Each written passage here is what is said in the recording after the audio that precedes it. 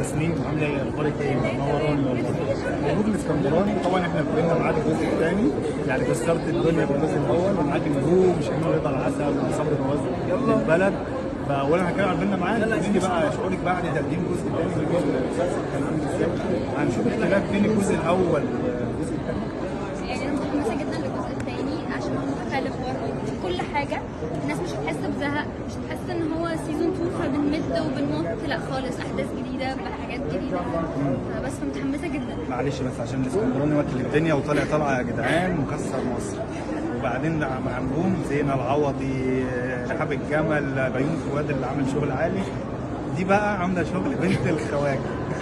بنت الخواجه حسين فهمي لينا عامله شغل عالي، ومشاهد بينها وبين العوضي تمثيل رائع. ودي بجد مش مجامله عشان هي واقفه، هي ممثله جايه بقوه ان شاء الله. قولي لي بقى على الاسكندراني، كان خالد يوسف لما اختارك كان ايه احساسك؟ هو زي مره اشتغل مع استاذ خالد، فكنت متحمسه جدا لان هو كمان اللي كلمني عشان الفيلم، وكان مطمني جدا من ناحيه كل حاجه، ما كنتش قلقانه. كنت متحمسه جدا، بس مش متخيله انه هيحقق النجاح ده وانا عاجبني.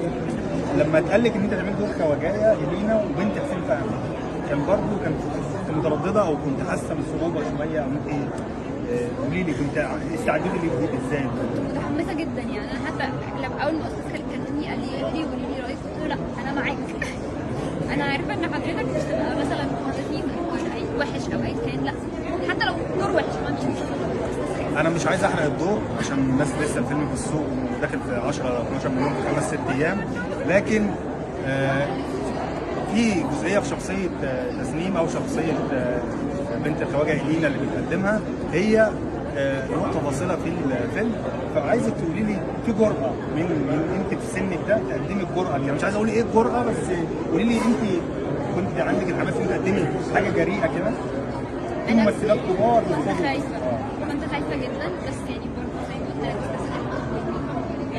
مفيش اي حاجه هتبقى تحصل انت مش موافقه عنها، بس ده اللي طمني. مشاهدك مع العوضي بقى وهو الخديوي والله حكايتك وحش الكون الصغنن ده يا جماعه. قولي لي بقى عملت ايه مع الاسكندراني برضه؟